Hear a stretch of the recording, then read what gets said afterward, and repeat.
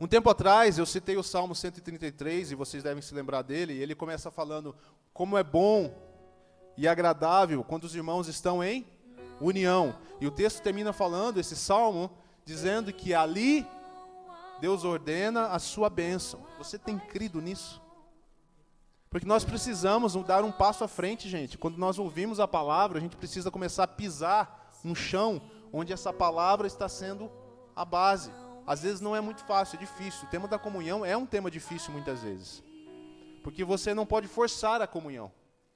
Seria hipócrita, seria meio farisaico fazer isso. Seria fake, seria falso. Mas também a falta da comunhão não é bom, não é normal. E nós precisamos fazer tudo que está ao nosso alcance, junto com Deus, junto com o seu Espírito, para que essa comunhão exista. Tá bom? Amém? Esse é o primeiro passo, saber que nós precisamos fazer isso. Nós falhamos muitas vezes nessa parte da missão da igreja. Mesmo com nossas muitas imperfeições, esse é um alvo. Cada um de nós tem imperfeições, tem dificuldades, tem lutas. Mas ainda assim a comunhão é possível. Porque a comunhão cristã, ela não é baseada no nosso mérito individual, naquilo que nós podemos fazer de especial. Ela é baseada em Cristo. Você entende isso? Você tem comunhão por causa da mesa do Senhor e do que ela simboliza. Cristãos se reúnem em volta da mesa do Senhor, como iguais. Esse é o chamado. Eu queria ler com você Filipenses capítulo 3 como um texto de referência.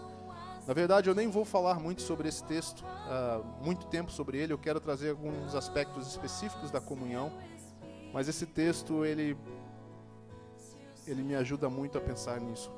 Filipenses capítulo 3. É Filipenses 2, desculpa. Filipenses 2. Leiam comigo. Aí, acompanhem.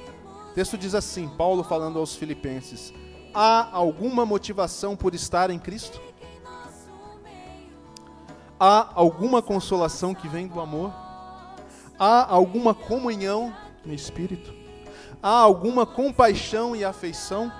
Então, completem minha alegria concordando sinceramente uns com os outros, amando-se mutualmente e trabalhando juntos com a mesma forma de pensar e um só propósito.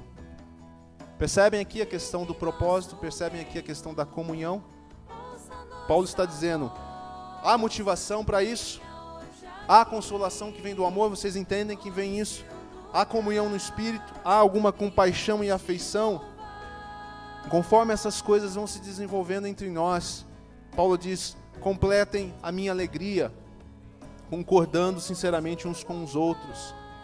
E aí ele diz no versículo 3, algumas dessas coisas nas quais a gente deve concordar. Não é sobre futebol, não é sobre política. Nós não precisamos concordar sobre essas coisas, nem é o assunto nosso aqui. Enquanto nós falamos de comunhão cristã, de ser igreja, Paulo diz que nós devemos concordar em algumas coisas. Ele diz assim, não sejam egoístas, nem tentem impressionar ninguém. Sejam humildes e considerem os outros mais importantes que vocês. Não procurem apenas os próprios interesses, mas preocupem-se também com os interesses alheios.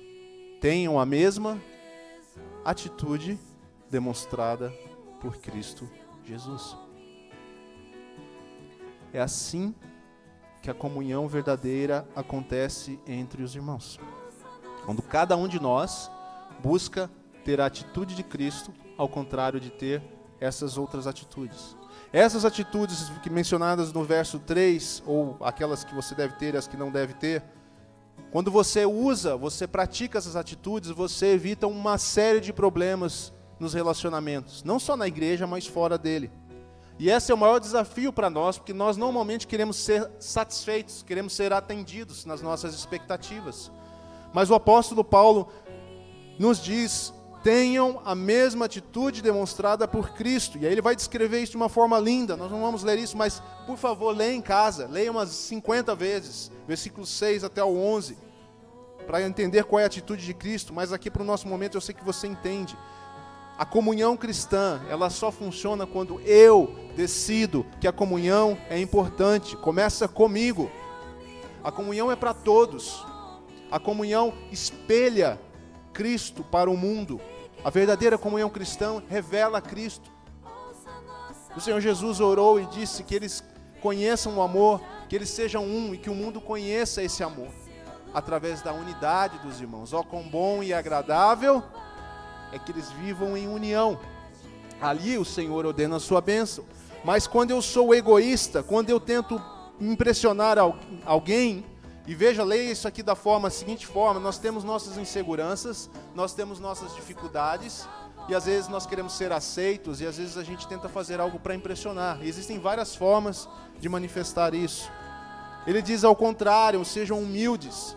E a parte que eu quero salientar aqui, além da atitude demonstrada por Cristo Jesus que nós devemos ter, é: considerem os outros mais importantes do que vocês.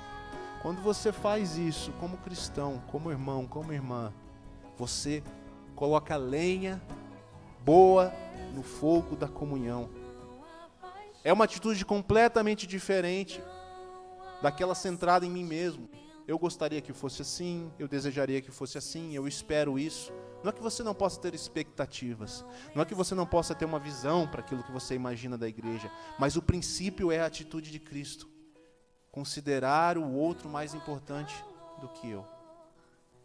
É a respeito do outro.